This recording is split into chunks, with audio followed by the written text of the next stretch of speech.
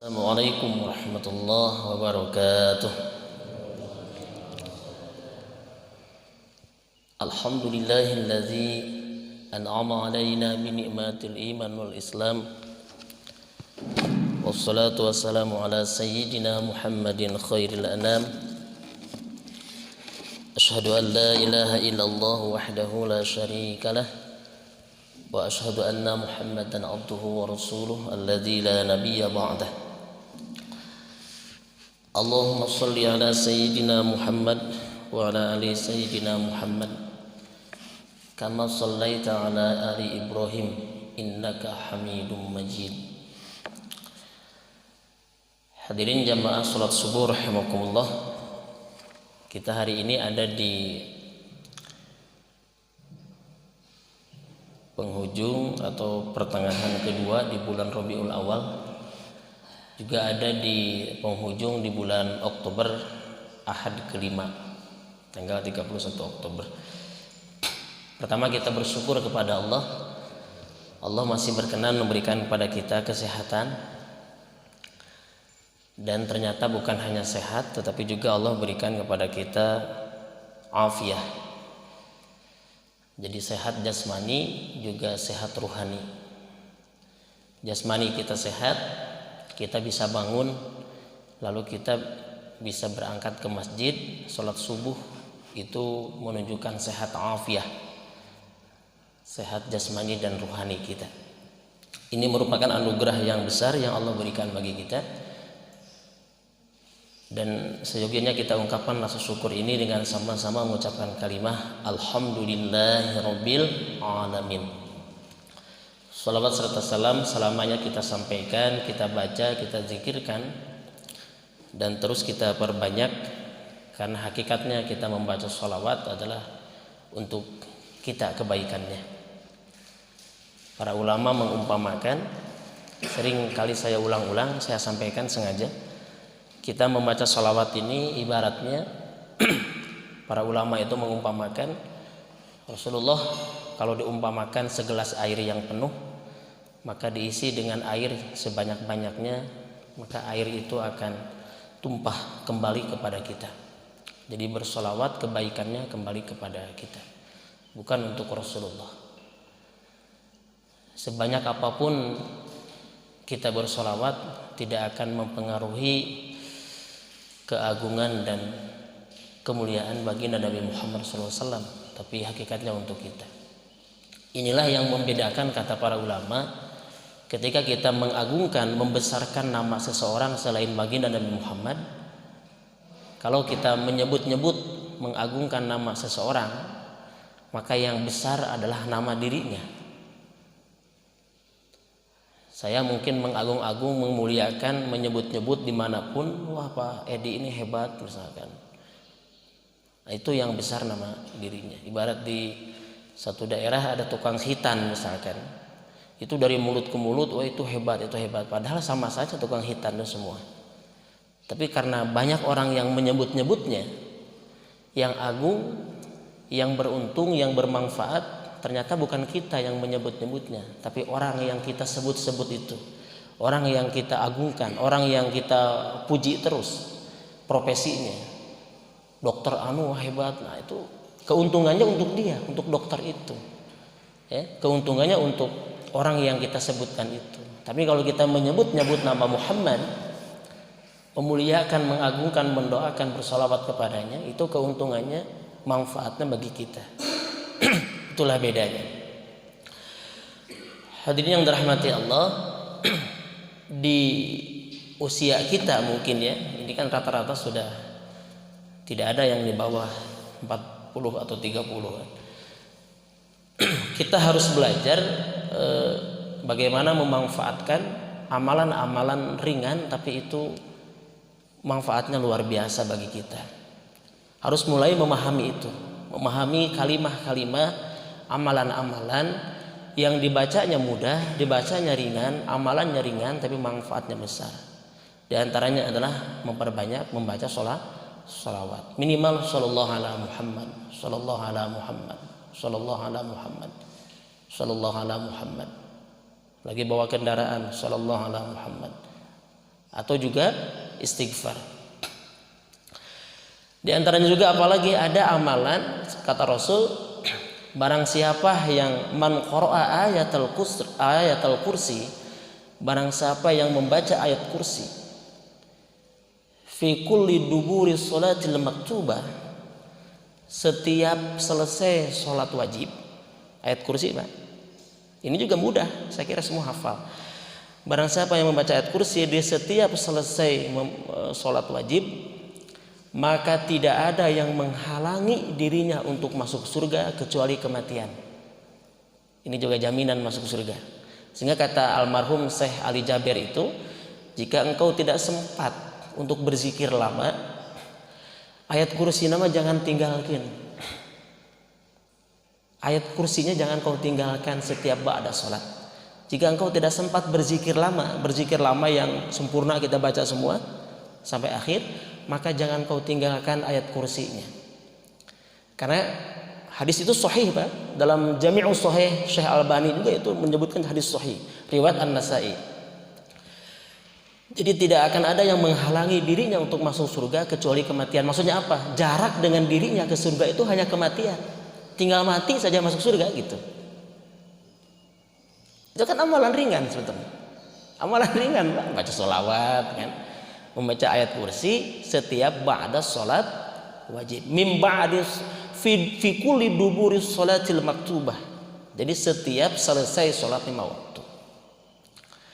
Lain lagi kalau baca ayat kursi sebelum tidur, kan itu fadilahnya beda lagi. Maka Allah akan menjaga kita dari godaan setan.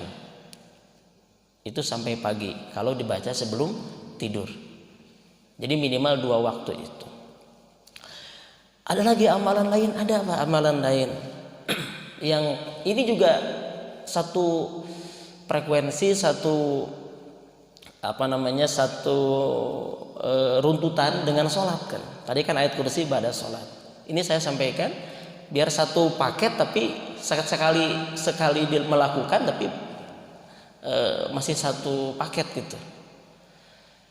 Misalkan dalam sebuah hadis riwayat atau Broni misalkan, kita kan sekarang dihimpit dengan penyakit gundah, gelisah kan, bingung, banyak ketakutan, banyak kesedihan, lebah kasihin seorang Sunda namanya. Manusiawi Pak. Rasulullah juga pernah begitu Pak. Ketika mau perang Badar, Rasul pun sama. Rasul punya rasa khawatir, punya rasa kekhawatiran dan ketakutan. Tapi ketakutannya berdasar khawatir Muslim kalah, lalu Islam tidak sampai kepada mereka yang orang-orang yang masih kafir pada waktu itu. Ketika melihat Rasul kegundahan, kekhawatiran, ketakutan, maka Abu Bakar, Umar bin Khattab di situ menenangkan. Abu Bakar As-Siddiq, mohon maaf. Apa kata Abu Bakar? Ya Rasulullah, la takhaf wa la tahzan. Jangan takut, jangan sedih. Innallaha ma'ana. Apa kata Rasul? Aku bukan takut meninggal, bukan takut mati. Tapi aku takut tentara kita, orang-orang muslim tidak mempersiapkan dengan maksimal untuk berperang. Karena perintah perang itu disampaikan jauh-jauh hari. Dalam surah Al-Anfal, wa'iddu lahum mastata'tum biquwah. Hendaklah kalian mempersiapkan diri ya untuk berperang. Nah, ini berkenaan dengan ikhtiar manusia. Jadi khawatir ikhtiarnya itu persiapannya tidak maksimal. Karena sudah Allah perintahkan. Berbeda dengan ketika di Gua Thur ya, ketika dikejar oleh orang kafir Quraisy, Rasul tidak takut dan tidak khawatir. Kenapa? Karena hijrahnya perintah Allah. Dalam kondisi mendadak, tidak ada persiapan, pasti Allah menolong. Justru yang khawatir Abu Bakar sebaliknya pada waktu itu. Dan Rasul menenangkan, ya Abu Bakar, la takhaf wa la tahzan, innallaha ma'ana. Wahai Abu Bakar, jangan takut, jangan khawatir, sungguhnya Allah bersama kita. Nah, 2 kondisi yang berbeda dilakukan oleh 2 orang yang sama. Lihat konteksnya yang berbeda. Nah, Rasul mengajarkan Pak, setiap ba'da sholat, ini masih satu rangkaian supaya sekali mendayuh 2-3 pulau terlampaui kan gitu. Kita kan yang khilafiyah itu, yang berbeda pandangan di antara kita, dan itu menjadi perdebatan adalah kan mengusap wajah. Itu memang perdebatan. Ada para ulama yang membolehkan, ada yang tidak mengusap wajah itu. Bagi mazhab Syafi'i, mengusap wajah itu kenapa dibolehkan? Karena sholat itu dimaknai sebagai doa. Doa itu ada dalil umum, setiap berdoa, selesai berdoa kita kan mengusap wajah. Nah, tapi kalau menyentuh kepala dan kening itu tidak berdebat ulama, tidak berbeda. Dan doanya ada, hadisnya ada, Pak. Jadi menyentuh kepala dengan menyentuh kening sambil berdoa. Ini yang jarang kita ketahui. Kalau mengusap wajahnya, iya, itu ada yang mengusap, ada yang tidak, silahkan. Tapi mazhab Syafi'i mengusap wajah itu karena mengumpamakan, menyamakan sholat itu dengan doa. Karena sholat itu pada prinsipnya adalah doa. As-shalah wa ad-du'a, kan gitu. Nah, tapi kalau mengusap kepala, menyentuh kepala dan menyentuh kening itu ada doanya supaya kita dihindarkan dari sedih, takut dan khawatir. Hadis yang pertama, kalau menyentuh kepala, Bismillahirrahmanirrahim, Allahumma adhibil hamma wal hazan. Pegang aja kepala, Bismillahirrahmanirrahim, Allahumma adhibil hamma wal hazan. Ya Allah, hilangkan rasa bingung dan sedih. Lalu yang kedua, hadis yang kedua, menyentuh kening, Allahumma adhibil ghamma wal hazan. Goma wal hazan, tadi hamma wal hazan. Itu hadisnya ada, Pak. Ini yang jarang dilakukan. Kalau kita tidak mau mengusap wajah, ulah ditinggalkan sadayana. Makanya hadisnya jangan dibaca satu, hadisnya baca 3 minimal, ya. Ulah ditinggalkan sadayana, eta lebar, Pak. Satu rangkaian sholat supaya 2:30 terlampaui sekali mendayuh, kan gitu. Tadi kan baca ayat kursi satu rangkaian. Assalamualaikum warahmatullahi. Kan salam itu ada 3 macam, Pak. Assalamualaikum warahmatullah, assalamualaikum ke kiri, satu hadis. Assalamualaikum warahmatullah, ya tadi udah ya. Yang kedua assalamualaikum warahmatullah, sama warahmatullah, hadis yang kedua. Yang ketiga assalamualaikum warahmatullahi wabarakatuh, assalamualaikum warahmatullah. Jadi kalau yang ke kanan pakai wabarakatuh, yang ke kirinya cukup sampai warahmatullah. Jadi yang ke kiri itu lebih pendek daripada yang ke kanan. Tapi yang masyhur, nah ini baru yang masyhur, assalamualaikum warahmatullah, assalamualaikum warahmatullah, itu yang masyhur. Dua-duanya sampai warahmatullah. Tapi kalau ada imam yang sampai wabarakatuh ke sebelah kanan, ke kirinya cukup sampai warahmatullah, tidak wabarakatuh. Tapi kalau sampai ke kanannya assalamualaikum warahmatullah, ke kirinya boleh assalamualaikum saja, lebih pendek daripada yang ke kanan. Nah, baru kita pegang kepala, Bismillahirrahmanirrahim, Allahumma adhibil hamma wal hazan, atau pegang kening saja, Allahumma adhibil ghamma wal hazan. Itu kan satu rangkaian amalan ringan, tidak menambah waktu, kan? Masih satu rangkaian, tengah khusus gendai waktu tertentu, kan. Nah, artinya sebetulnya banyak doa-doa, ya, rangkaian-rangkaian ibadah yang ringan, dan itu satu rangkaian, satu paket, tidak perlu menambah waktu banyak, hanya kadang kita belum tahu. Sok amalkan. Allahumma adhibil ghamma wal hazan. Ya Allah, hilangkan rasa bingung dan sedih. Manusiawi, Pak, bingung, sedih. Tong boro-boro teu boga duit, Pak. Seueur duit ge bingung atuh. Ayeuna makan kereta baroga duit anu teu boga duit mah sami gitu nya. Bingung, manusiawi, tidak salah, wajar. Kesedih, bingung, budak kumaha engke kumaha, wajar manusiawi. Nah, kita ingin oleh Allah tidak dihilangkan rasa itu, sehingga optimis terus, optimis, dan optimis itulah sifat Rasulullah. Optimis itu sifat Rasul. Kenapa Rasul itu selalu sehat? Salah satunya optimis. Itu Rasul itu optimis dan berbaik sangka. Nah, itulah yang menyebabkan beliau sehat. Nah, barangkali ini sebagai pembuka pengajian kita di pagi hari ini, sebagai rangkaian-rangkaian ibadah yang ringan dan satu paket, hanya saja kita belum mengetahui mungkin, dan bisa kita amalkan insyaallah. Hadirin yang dirahmati Allah, mari kita lanjut ke pembahasan kita tentang larangan-larangan dalam hadis-hadis yang dihimpun dalam kitab Riyadhus Shalihin, ya. Kita akan lanjut ke judul Babu Karahatit Taq'ir fil kalami wa tashadduqi fihi wa takallufil al-fasahah wa isti'mali wahsiyil lughah wa daqa'iqil i'rab fi mukhatabatil awam wa nahwihim.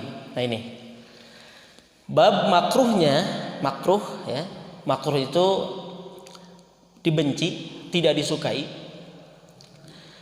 memaksakan keindahan dalam berbicara dengan jalan berlagak sombong dalam mengeluarkan kata-kata, dan memaksakan diri untuk dapat berbicara dengan fasih atau menggunakan kata-kata yang asing serta susunan yang rumit dalam berbicara dengan orang awam dan yang semisal mereka.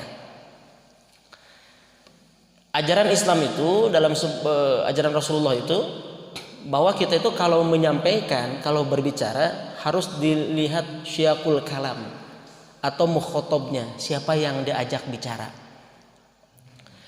Makanya di kampus itu, mungkin di Fakultas Dakwah, dipelajari bagaimana metode berbicara. Tidak selamanya orang misalkan yang memiliki pendidikan tinggi, yang kuliah tinggi, lalu dia memahami ilmu-ilmu atau kata-kata akademik ya, itu harus disampaikan kepada setiap orang. Dengan tujuan mungkin ingin kelihatan dia mampu berbicara dan menguasai wawasan. Nah, itu dilarang dalam agama. Rasulullah SAW itu kalau berdakwah, kalau menyampaikan wahyu atau menyampaikan ajaran, pertama diantaranya beliau itu selalu mengulang-ulang kalimah yang penting minimal sampai 3 kali. Jadi diulang sampai 3 kali kalimah yang penting itu, sampai nampak para sahabat itu paham betul terhadap apa yang ingin beliau sampaikan, terhadap apa yang beliau sampaikan. Dan kata Anas bin Malik, kalau beliau menyampaikan perkara yang sangat-sangat penting, beliau nampak seperti menggigit bibirnya atau lidahnya, seperti mengkertakkan giginya gitu. Saking ini ingin benar-benar dipahami oleh sahabat. Dalam riwayat yang lain, kadang beliau juga kalau menyampaikan perkara yang penting, wabil khusus kepada seseorang, beliau sambil menepuk pundaknya. Sambil menepuk pundak. Ini juga bisa kita amalkan ke anak kita.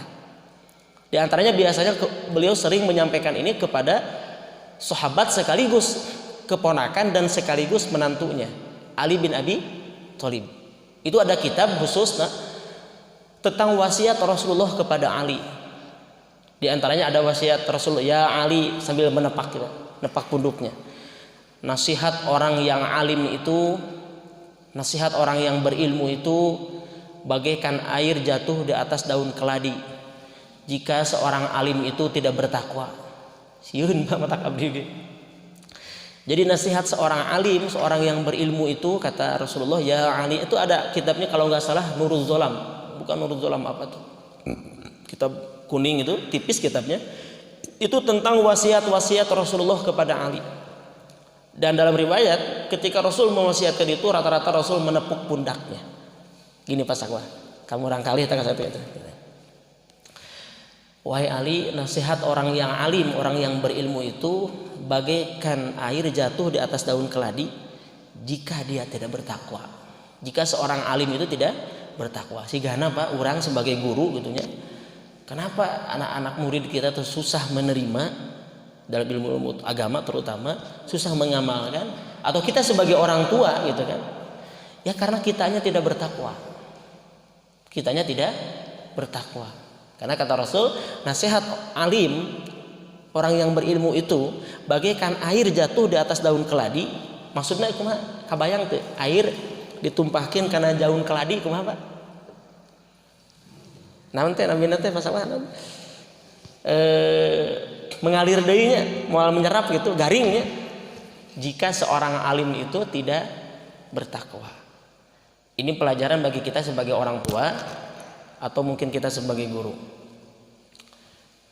Rasulullah Pak nyampaikan wahyu, tidak semua beriman. Kamu orang tak wajar. Rasul saja ya yang kurang gimana penampilannya, yang begitu indah, ganteng. Setiap orang yang baru melihat Rasul Pak, semua orang akan mengatakan aku baru pertama kali melihat manusia seindah ini. Itu dalam sebuah riwayat begitu Pak.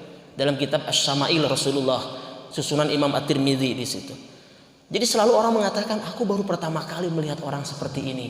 Ganteng, gagah, mukanya bulat, lebih indah daripada bulan purnama. Pak.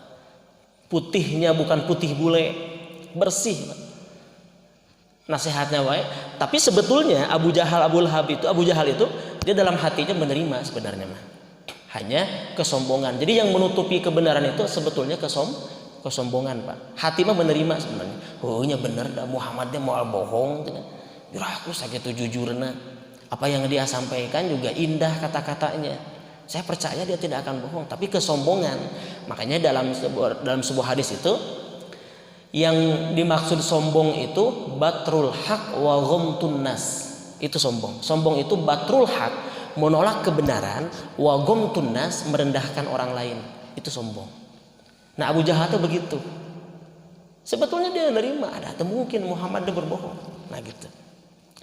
Nah kembali ke pembahasan tadi. Jadi nasihat itu bisa diulang-ulang 3 kali, bisa menepuk sambil mengusap dan menepuk punggung, atau seperti dalam sebuah riwayat Rasul itu seperti mengkerketkan giginya gitu. Saking itu pentingnya harus disampaikan. Mari kita lihat hadis yang pertama. An Ibnu Mas'ud, dari Ibnu Mas'ud radhiyallahu an, anna Nabiy sallallahu alaihi wasallam qala halakal mutanattu'un qalaha thalasan. Jadi sampai Rasulullah mengucapkan 3 kali al mutanattu'un thalasan, qalaha thalasan. Rawahu Muslim. Apa yang dimaksud dengan al mutanattu'un? Ini kata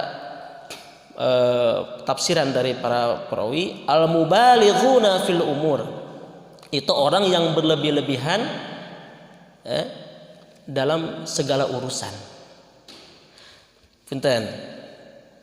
Kita Pak sebetulnya ya dalam beragama itu juga dilarang kita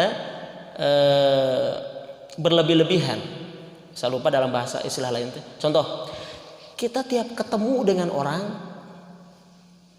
aduh hampuranya habis kesalahan. Amprok deh sore, aduh hampuranya. Meminta maaf kepada orang lain atas kemungkinan kesalahan yang kita lakukan itu baik. Tapi hari ngal amprok berpelukan hampura itu tidak baik. Itu mubalaghah, berlebih-lebihan. Jadi berlebihan dalam beragama tidak boleh. Kan hukum asal bersalaman berpelukan itu kan bagi orang yang baru bertemu, lama tidak bertemu, dan orang yang baru sampai dari perjalanan kan begitu. Kan begitu. Terus minta hampura tiap amprok. Itu juga berlebih-lebihan. Jadi apapun fil umur al-muballaghuna fil umur itu tidak baik. Nah, termasuk orang yang berlebih-lebihan dalam berbagai perkara, salah satunya dalam berbicara. Menyampaikan perkara yang kalimahnya tinggi, bahasanya dalam, tapi yang di payunan mak-mak tukang ngaramet di kampung, tukang tani, Pak. Sekolah lagi nepi ka S1 SD gitu. Nah, jadi ngerti Pak Ustaz. Saya dulu ada isi pengajian di daerah tertentu. Ustaz sebelumnya itu bukan saya, tapi dipecat gitu. Bukan dipecat, mungkin diganti.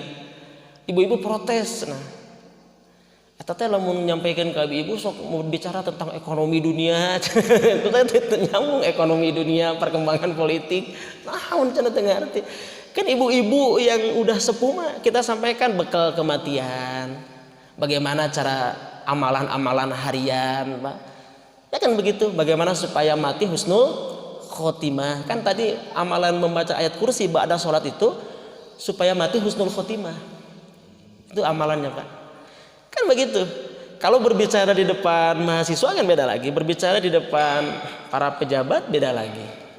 Di depan kita misalkan para pensiun, misalkan meskipun bukan ibu-ibu, ya kan beda lagi. Ya. Alhamdulillah di Masjid Mukhlisin sudah mulai ada pensiun sekarang ya, para pensiun 1, 2, 3 orang. Dulu mah masih di bawah 50.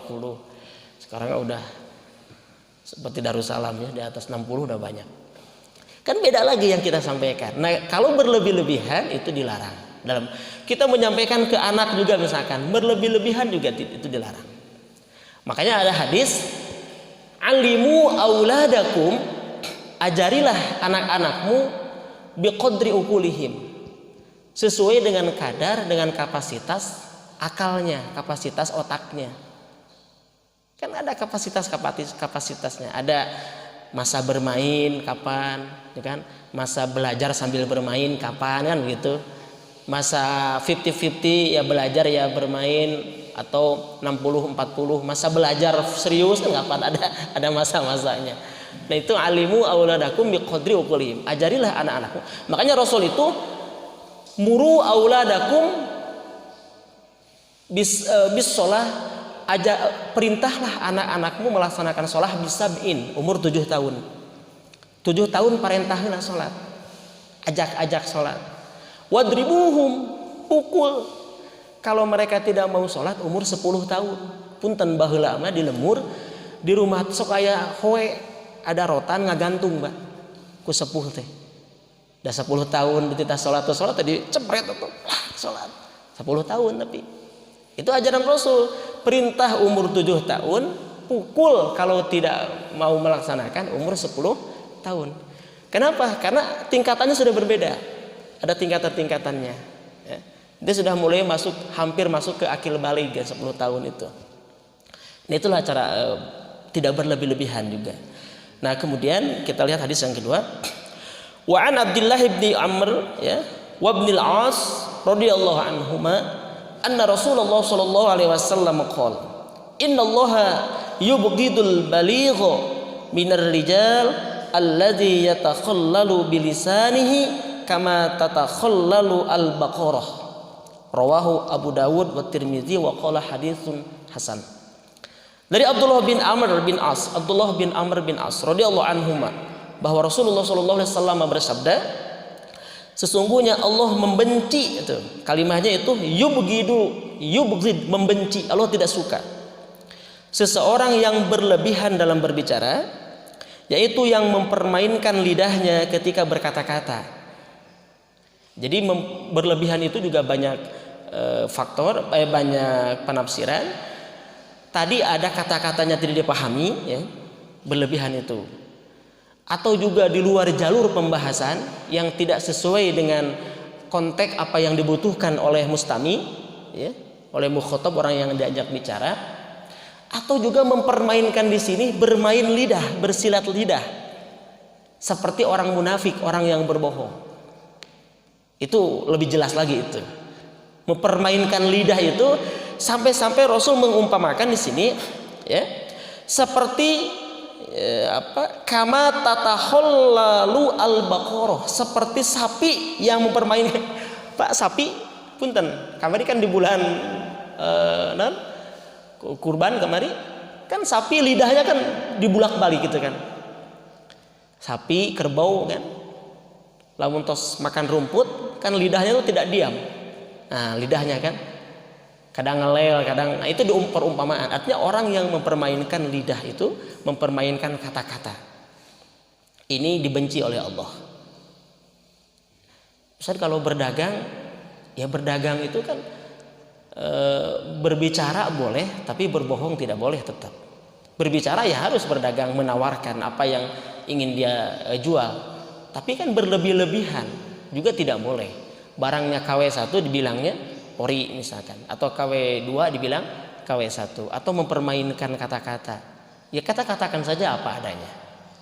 Jadi fikul umur ya, dalam semua, atau fil umur dalam semua urusan. Itu larangan berlebih-lebihan dalam mempermainkan lidah atau berbicara. Di antaranya hadis yang ketiga, wa an Jabir bin Abdullah radhiyallahu anhu anna Rasulullah sallallahu alaihi wasallam qala inna min ahabbakum ilayya wa aqrabikum minni majlisan yaumal qiyamah ahasinukum akhlaqo wa inna abghadukum ilayya wa ab'adakum minni yaumal qiyamah atarta asar saruna wal mutasaddiqun wal mutafaihiqun. Nah, ini kata Rasul dari Jabir bin Abdullah bahwa Rasulullah SAW bersabda, sesungguhnya orang pertama yang paling aku cintai, kata Rasul, paling aku cintai di antara kalian dan lebih dekat denganku di hari kiamat. Pertama, yang paling aku cintai di antara kalian dan paling dekat atau lebih dekat denganku di hari kiamat, tempat duduknya, ya. Pertama kata Rasul, orang yang paling baik akhlaknya. Kan ada hadis yang lain kan mengatakan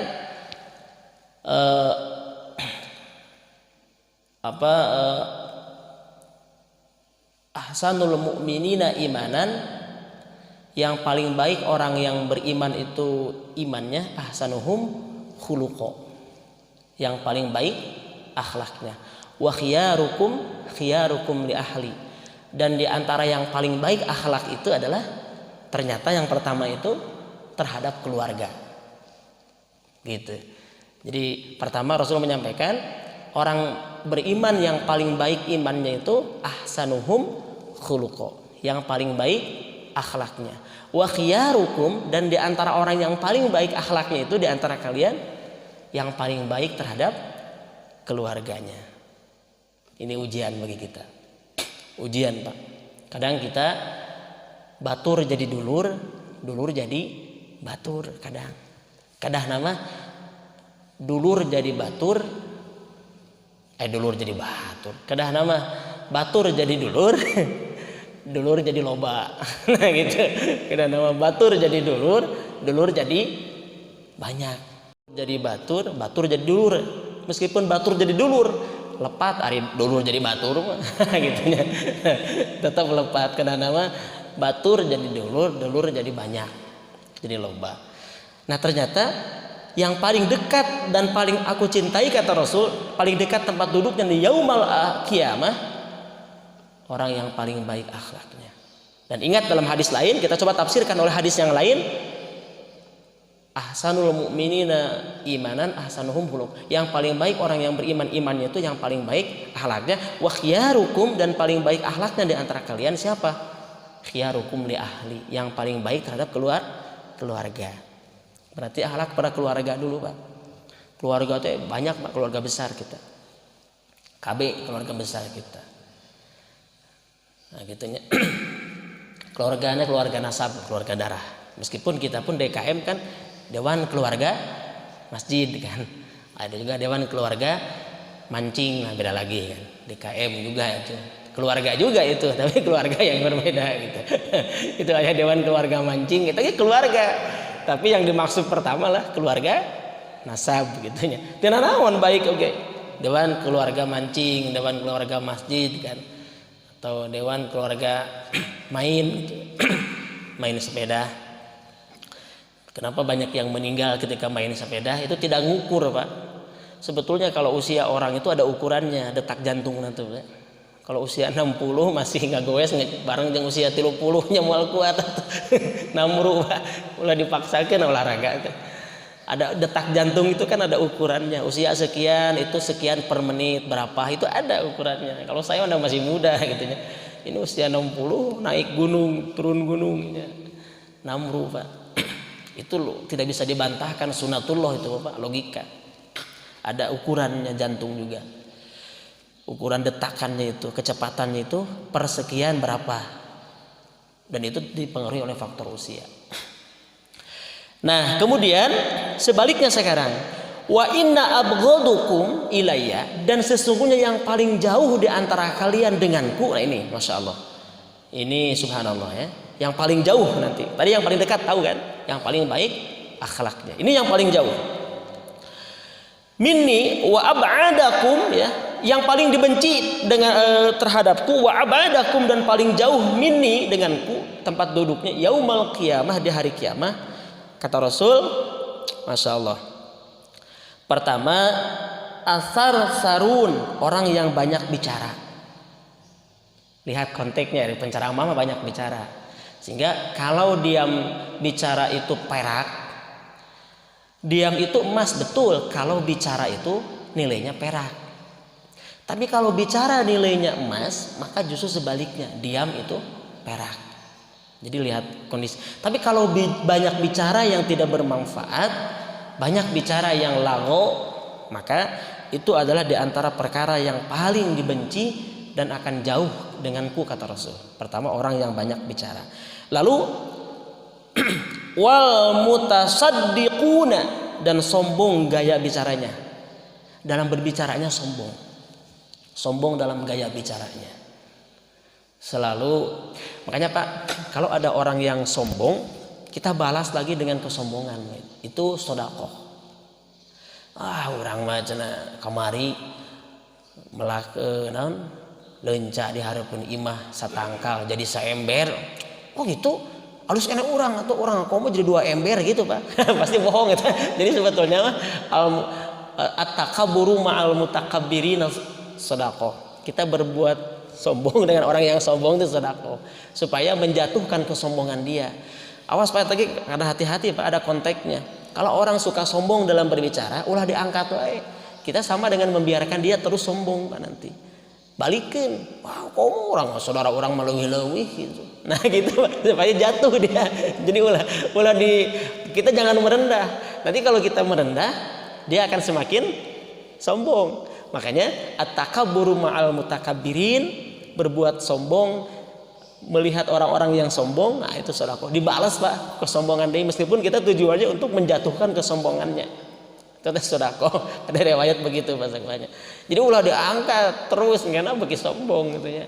Sekali-kali kita jatuhkan kesombongannya supaya berhenti. Nah, orang yang gayanya bicaranya sombong itu pun dibenci. Terakhir, dan merasa tinggi dengan apa yang dibicarakannya, merasa dia paling tahu, merasa lebih tahu. Ini biasanya kan kalau dulu ya, atau ketika belajar, ketika mahasiswa, selalu ingin lebih kan, dilihat oleh teman itu. Dalam berbicara selalu ingin dibilang paling mahir. Dalam wawasan selalu ingin dibilang paling luas kan gitu.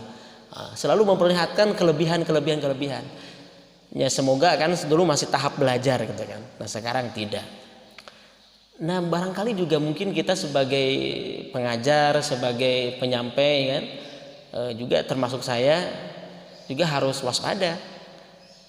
Jangan selalu merasa bahwa kita lebih tahu, paling tahu dibandingkan dengan mustami. Tapi kalau kita berbicara menyampaikan hal yang kita tahu dari apa yang kita baca, yang kita tahu saja, dan kita tidak bermaksud, tidak ada perasaan dalam hati kita bahwa mustami semua tidak tahu atau menganggap bahwa rendah, itu tidak boleh. Ini kan hanya berbicara, menyampaikan, mengulang, mengingatkan apa yang pernah kita tahu dan kita lupa. Jadi tidak ada superior di situ. Nah itu juga pengingat, teguran bagi kita semua. Nah hadirin rahmati Allah, jadi merasa lebih tinggi dengan apa yang dibicarakannya itu juga tidak baik. Tapi juga kadang dilihat konteks-konteks tertentu. Seperti tadi kan kita berupaya ingin menjatuhkan kesombongannya. Nah itu juga konteksnya berbeda. Dengan tujuan ingin menjatuhkan kesombongan dia, yang selalu berbicara tinggi, yang selalu pamer dengan kemewahan, padahal boleh jadi bukan miliknya ataupun tidak sebenarnya. Nah kita balas aja dengan tidak sebenarnya juga, supaya menjatuhkan kesombongan dia. Nah, kita bisa melihat konteks seperti itu. Nah hadirin yang dirahmati Allah, jadi sekali lagi, setiap perkara yang al-mubalighun atau yang berlebih-lebihan, bukan hanya dalam bicara, secara konteks itu tidak baik. Jadi berlebih-lebihan itu tidak baik. Bahkan juga dalam beribadah juga tidak baik. Kita bisa baca hadis misalkan di awal-awal kita Riyadhus Shalihin juga tidak baik. Kita yang dianjurkan itu adalah pertengahan. Kenapa saya katakan tidak baik? Karena kata Rasul, inna ahadakum, sesungguhnya seseorang di antara kalian la yadkhulal jannata, sekali-kali tidak akan masuk surga bi'amalikum, disebabkan amal ibadahmu. Sahabat bertanya, wa ma anta ya Rasulullah, apakah engkau juga sama masuk surga bukan karena amal ibadah? Wa ma ana, sama aku juga. Kaget Pak sahabat. Aduh, paling ibadah Rasul kan beda dengan sahabat. Tapi kata Rasul, illa ayyataghamadani rabbi bifadli rahmati, kecuali Allah melimpahkan rahmatnya. Jadi ibadah itu sebagai wasilah mendapatkan rahmat Allah, atau carilah rahmat Allah dalam beribadah. Jadi artinya maksudnya jangan sampai kita meninggalkan mencari nafkah di siang hari misalkan, atau melakukan kewajiban bekerja di siang hari karena malamnya tahajud berlebih-lebihan gitulah. Karena malamnya kita qiyamul lail berlebihan. Padahal di siang harinya juga ada kewajiban bekerja, apalagi yang karyawan ataupun pegawai, kan itu ada kewajiban dari perintah atasan. Nah, jadi Islam tidak begitu. Kamana wae telat. Aduh, abi penting teh tahajud. Nah, itu tidak baik dalam Islam. Jadi telat bekerja, telat datang ke kantor, alasan malam tahajud. Nah, itu tidak baik. Atau juga berpuasa terus sampai istri tidak diberikan haknya. Dah lulus teh tukang puasa wae Kang Edi. Lulus atuh dah istri tukang olahraga cenghar. Tidak baik itu juga. Tidak baik Mas Akwat. Berikan haknya istri juga.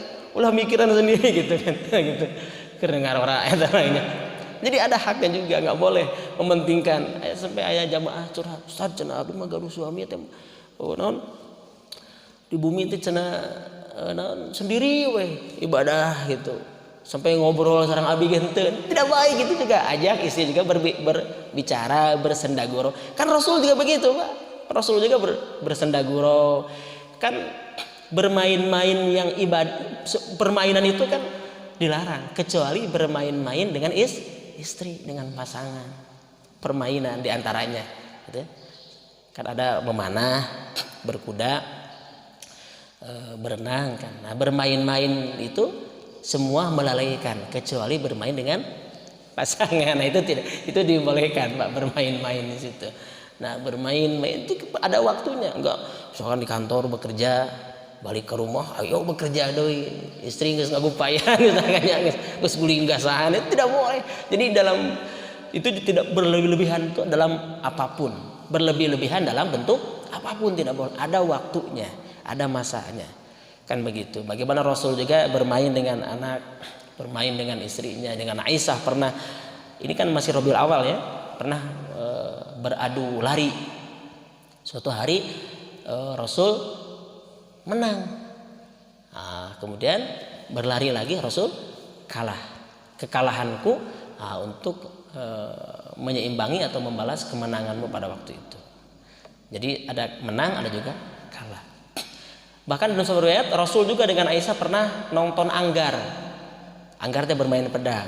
Ikutlah nonton bareng dengan Aisyah. Dan dalam riwayat itu disebutkan Aisyah menyandarkan kepalanya atau non itu ke bahu Rasulullah. Ya kumaha ini mesra gitu dah gitu lagunya.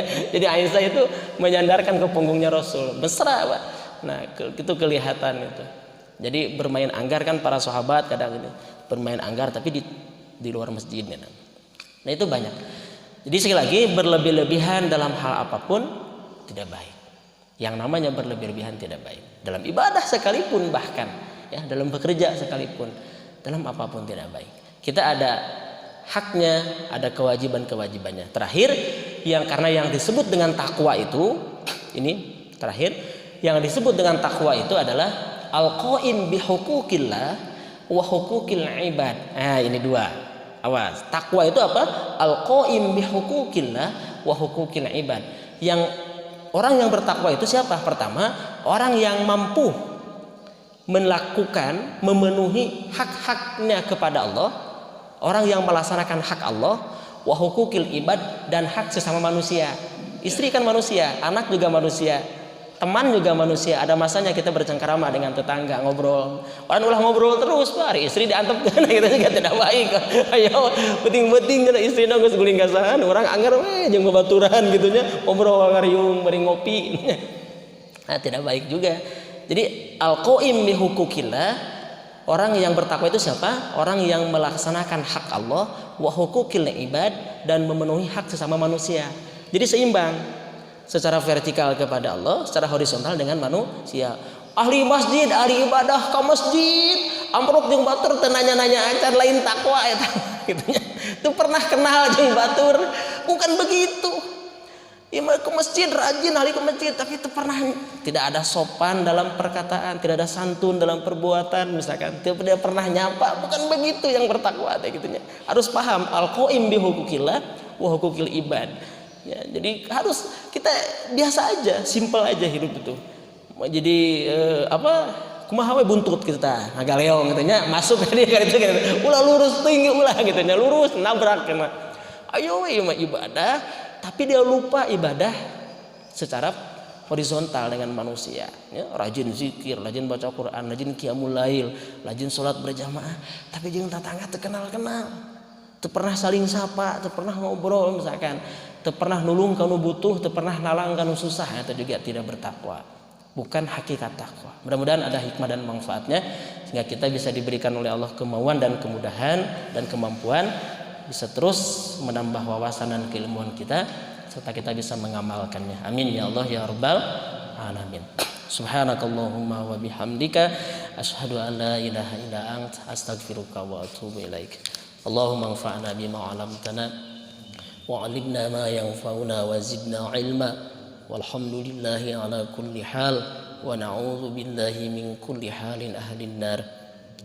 Allahumma inna nas'aluka 'ilman nafi'an wa rizqan halalan tayyiban wasi'an mubaraka wa 'amalan mutaqabbala wa shifaa min kulli da'. ربنا آتنا في الدنيا حسنة وفي الآخرة حسنة وقنا عذاب النار وقنا عذاب النار وقنا عذاب النار وأدخلنا الجنة مع الأبرار يا عزيز يا غفار يا رب العالمين.